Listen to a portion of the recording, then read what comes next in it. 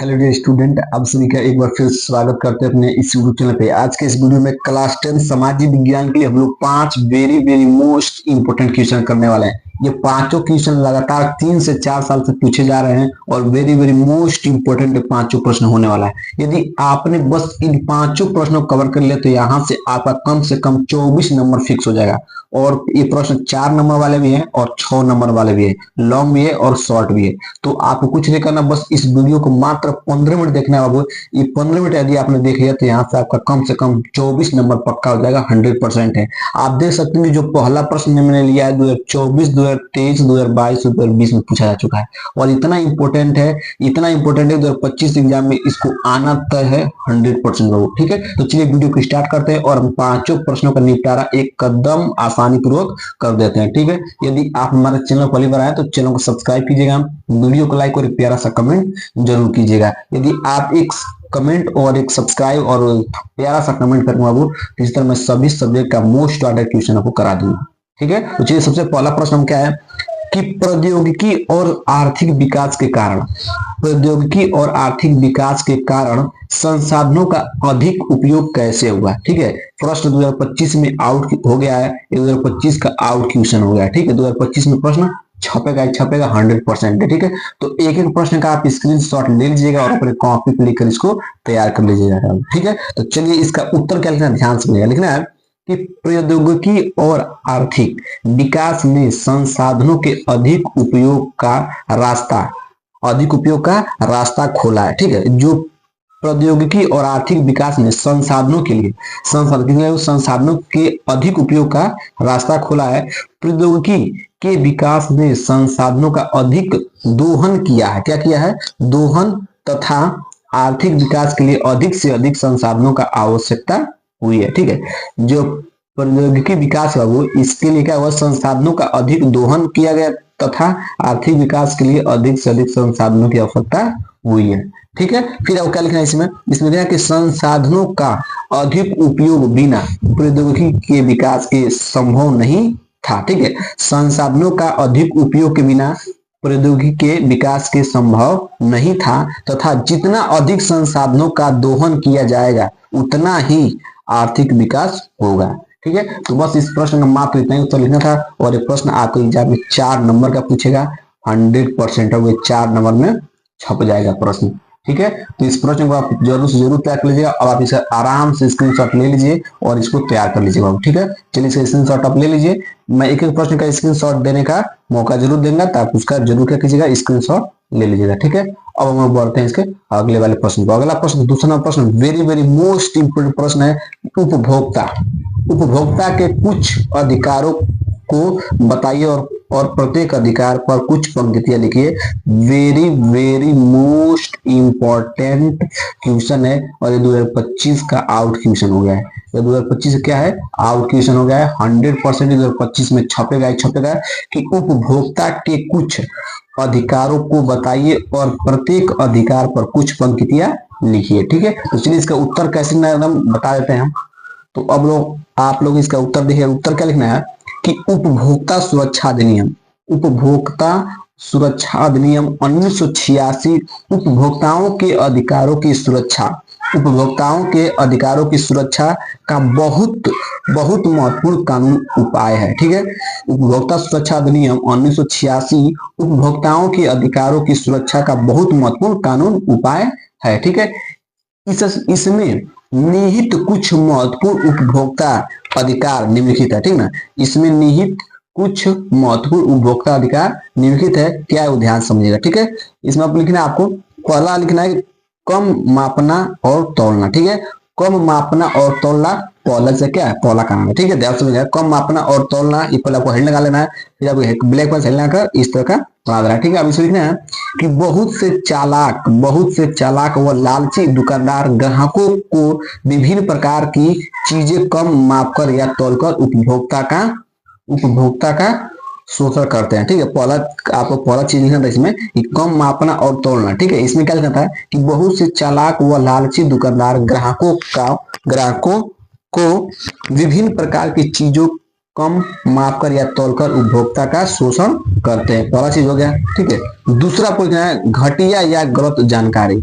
घटिया या गलत जानकारी। ठीक है, ये दूसरा आपका है। इसमें लिखना है, लिखना है कि कुछ व्यापारी उत्पादक अत्यधिक धन के लालच में घटिया किस्म के सामान व नकली उत्पाद को विक्रेताओं के माध्यम से बाजार में उतारते हैं। ठीक है, क्या होता है, कुछ व्यापारी उत्पादक अत्यधिक धन के लालच में घटिया किस्म के सामान व नकली उत्पाद को विक्रेताओं के माध्यम से बाजार में उतारते हैं। वस्तुतः कम लागत और अत्यधिक लाभ के उद्देश्य से ऐसा किया जाता है, दिखाई नहीं रहेगा। ठीक है, अब लिखना है, इसमें क्या लिखना है कि यहाँ पड़ेगा वस्तुतः कम लागत और अत्यधिक लाभ के उद्देश्य से ऐसा किया जाता है जिसका प्रभाव उपभोक्ता के स्वास्थ्य पर पड़ता है। उपभोक्ता के स्वास्थ्य पर पड़ता है। ठीक है, ये आपका दूसरा हो गया। आपको तीसरा क्या लिखना, ध्यान से तीसरा आपको इसका लिखना है, क्योंकि ये प्रश्न 6 नंबर का है तो 30 में ज्यादा लिखना पड़ेगा। ठीक है, अब तीसरा इसमें लिखना है आपको, तीसरा लिखना है कि अधूरी या गलत जानकारी। ऐसे ही आपको पॉइंट डालना लिखना है, एक भी नंबर एग्जाम में नहीं कर सकता है। ठीक है, आपको अगला पॉइंट क्या लिखना है कि अधूरी या गलत जानकारी। इसमें लिखना है कि बहुत से उत्पादक अपने उत्पाद की गुणवत्ता को बढ़ा चढ़ाकर पैकेट पर लिखते हैं, जिससे उपभोक्ता का प्रयोग करते हैं और इसका परिणाम बिल्कुल इसके विपरीत होता है और इसके विपरीत वे उगा हुआ अनुभव करते हैं। ठीक है, उगा हुआ अनुभव करते हैं। ठीक है, तो इस तरह आपको तीसरा इसका पॉइंट क्या था, अधूरी या गलत जानकारी। ठीक है, तो इस तरह आपको इस प्रश्न का उत्तर लिखना है और ये प्रश्न कितने नंबर का है, 6 नंबर का एग्जाम है। कितने नंबर का आएगा, 6 नंबर का आपके एग्जाम में आएगा। 100% है, 6 नंबर में एग्जाम में आपके जरूर आएगा। तो इसका आप स्क्रीनशॉट ले लीजिए। अब हम लोग चलते हैं अगले प्रश्न पर। ठीक है, सबसे पहले मैं इसका दिखा देता हूँ, ठीक है, इसका आप स्क्रीनशॉट ले लीजिएगा। ठीक है, देखिए इसका स्क्रीनशॉट आप लोग कर लीजिए। ठीक है, तो अगले प्रश्न को बढ़ते हैं। ठीक है, इसका स्क्रीनशॉट ले लीजिए। ठीक, अब हम चलते हैं इसके तीसरे वाले प्रश्न पर। अब तीसरा प्रश्न वेरी वेरी मोस्ट इंपोर्टेंट प्रश्न। तीसरा प्रश्न आप देखिए, तीसरा प्रश्न कितना बार पूछा जा चुका है। ठीक है, तीसरा प्रश्न वेरी वेरी मोस्ट इंपोर्टेंट प्रश्न होने वाला है आपके बोर्ड एग्जाम के लिए। कह रहा है कि साइमन कमीशन की रिपोर्ट से कांग्रेस क्यों असंतुष्ट थी, कांग्रेस ने किस नई नीति की घोषणा की। वेरी वेरी मोस्ट इंपोर्टेंट प्रश्न है वो, और ये 2025 का आउट क्वेश्चन है। 2025 का आउट क्वेश्चन है। 100% की 2025 एग्जाम में छपेगा। प्रश्न क्या है कि साइमन कमीशन की रिपोर्ट से कांग्रेस क्यों असंतुष्ट थी, पहला प्रश्न हो गया। ठीक है, और दूसरा प्रश्न पूछा गया कि कांग्रेस ने किस नई नीति का घोषणा की। ये प्रश्न आपके एग्जाम में 6 नंबर का है। कितने नंबर का आएगा, 6 नंबर का एग्जाम आएगा। और लगातार आपके 4 साल से पूछा जा रहा प्रश्न, और वेरी वेरी मोस्ट इंपोर्टेंट प्रश्न है। चलिए इसका उत्तर हम देख लेते हैं कि आपको एग्जाम में कैसे इसका उत्तर लिखना है। ठीक है, लिखना है कि वर्ष, क्या लिखना है, वर्ष 1927 में, वर्ष 1927 में साइमन कमीशन जॉन साइमन की अध्यक्षता में गठित किया गया था। ठीक है, वर्ष 1927 में साइमन कमीशन, जॉन साइमन, क्या नाम था, जॉन साइमन की अध्यक्षता में गठित किया गया था। क्या, साइमन कमीशन। ठीक है, क्योंकि इस कमीशन के गठित करने का मुख्य उद्देश्य भारत में संवैधानिक व्यवस्था के कार्य की समीक्षा करना और आवश्यक सुझाव देना था। ठीक है, साइमन कमीशन गठित करने का मुख्य उद्देश्य यही था बाबू कि जो भारत में संवैधानिक व्यवस्था है उसके कार्य की समीक्षा करना, मतलब जो भारत में जो संविधान बना है उसमें जो कार्य है उसका क्या करना, समीक्षा करना और आवश्यक सुझाव देना था। ठीक है, कांग्रेस के साथ भारतीय नेताओं ने साइमन कमीशन का विरोध किया। जो साइमन कमीशन था उसका विरोध कांग्रेस ने भी किया, और जो भारत के नेताओं थे उन्होंने भी क्या किया, साइमन कमीशन का विरोध किया, क्योंकि इसमें कोई भारतीय सदस्य शामिल नहीं था। ठीक है, क्योंकि इसमें कई भारतीय सदस्य शामिल नहीं था। ठीक है, इसमें साइमन कमीशन में बहुत से भारत के लोग शामिल नहीं थे। ठीक है, फिर इसमें क्या लिखना है कि साइमन कमीशन वर्ष 1928 में भारत आया था। जो साइमन कमीशन है वो भारत में कब आया था, 1928 में। इस प्रश्न को आपको याद रखना है क्योंकि ये शॉर्ट में पूछ सकता है, मतलब 1 नंबर पूछ सकता है कि साइमन कमीशन भारत कब आया था, तो 1928 में साइमन कमीशन भारत में आया था। ठीक है, अब इसमें और लिखना है साइमन कमीशन वर्ष 1928 में भारत आया था। मुस्लिम लीग ने भी इसका विरोध किया था। अब जो मुस्लिम लीग के लोग थे उसने क्या किया था, साइमन कमीशन का विरोध किया था। ठीक है, भारतीय, यहाँ खड़ी पे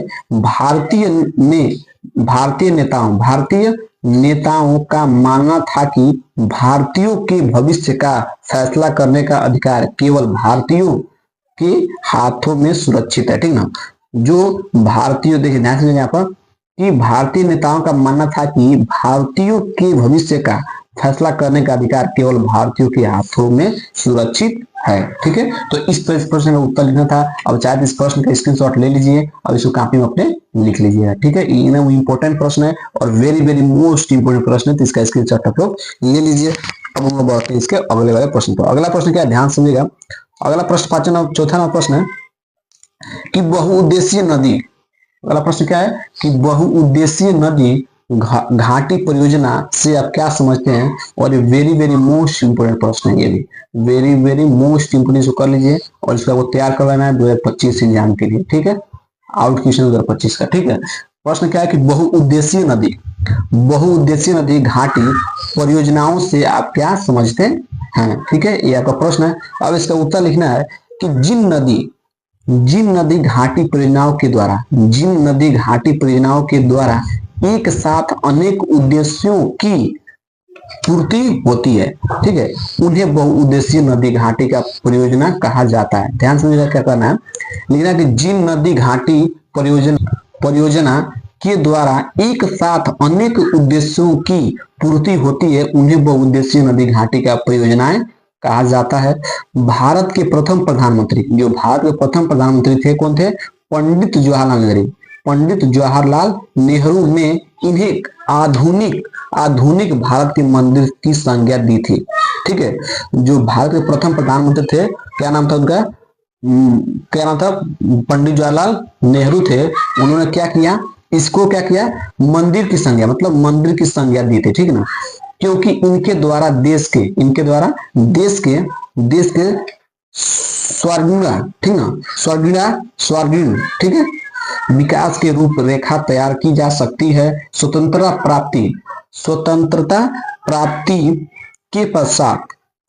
प्राप्ति के पश्चात देश में खाद्यान्न उत्पादन, औद्योगिक विकास एवं भूमि संरक्षण में क्रांतिकारी परिवर्तन लाने के लिए इन परियोजनाओं को प्रारंभ किया गया था। ठीक है, तो इस प्रश्न का उत्तर लिखना था। आशा करते हैं कि प्रश्न क्लियर हो गया और वेरी वेरी मोस्ट इंपोर्टेंट प्रश्न था 2025 का भी आउट क्वेश्चन। ठीक है, आप अब इसका स्क्रीनशॉट ले लीजिए और अपनी कॉपी पर जरूर से जरूर लिख लीजिएगा। ठीक है, अब हम लोग बढ़ते हैं इसके अगले वाले प्रश्न पर। अगला प्रश्न और आखिरी प्रश्न है, इसका 5वां प्रश्न क्या है, ध्यान समझिएगा।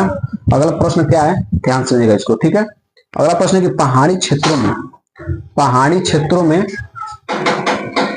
पहाड़ी क्षेत्रों में मृदा अपरदन की रोकथाम के लिए क्या कदम उठाने चाहिए। वेरी वेरी मोस्ट इंपोर्टेंट प्रश्न है।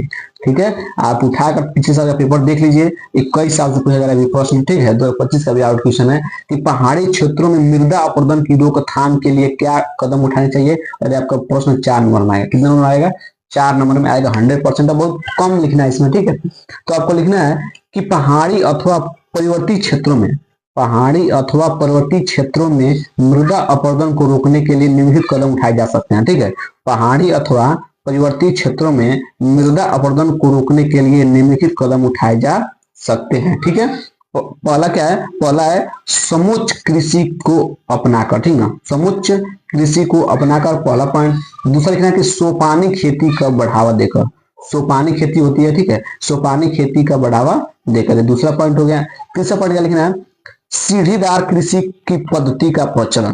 जो सीढ़ीदार खेती होती है उसकी पद्धति का प्रचलन मतलब उसको बढ़ाकर। ठीक है, तो सीढ़ीदार खेती कहाँ होती है, उत्तराखंड में होती है। ठीक ना, जो सीढ़ीदार खेती की जाती है वो कहाँ की जाती है, उत्तराखंड में की जा सकती है। और एक प्रश्न 1 नंबर में बहुत बार पूछा जा चुका है कि सीढ़ीदार खेती किस राज्य में किया जाता है। ठीक है, तो उत्तराखंड में किया जाता है। कहाँ किया जाता है, उत्तराखंड में किया जाता है सीढ़ीदार खेती। ठीक है, अब अगला पॉइंट देखना इसमें कि फसलों की पट्टियों में लगाकर, ठीक ना, पट्टियों में लगाकर, ठीक ना, फसलों को पट्टियों में लगाकर क्या कर सकते हैं, मृदा अपरदन को रोक सकते हैं। ठीक है, फिर आपको अगला लिखना है कि पर्वतीय ढालों पर वृक्षों की मेखला बनाकर। ठीक ना, जो पर्वतीय ढाल है वो देखिए ध्यान से कि जो पर्वतीय ढाल है जो प्रवृत्ति ढाल है क्या कर वृक्षों की मेखला बनाकर, ठीक है। तो इस तरह आपको इसमें 5 पॉइंट मिला था। आशा करते हैं कि ये प्रश्न क्लियर हो गया होगा और ये प्रश्न आपके एग्जाम में 4 नंबर में आएगा 100% आओ, ठीक है। तो पहाड़ी क्षेत्रों में मृदा अपरदन की रोकथाम के लिए क्या कदम उठा सकते हैं। तो सबसे पहले आपको ये वाला पॉइंट लिख देना है, फिर आपको 5 पॉइंट लिख देना है और आपको 4 नंबर इस पर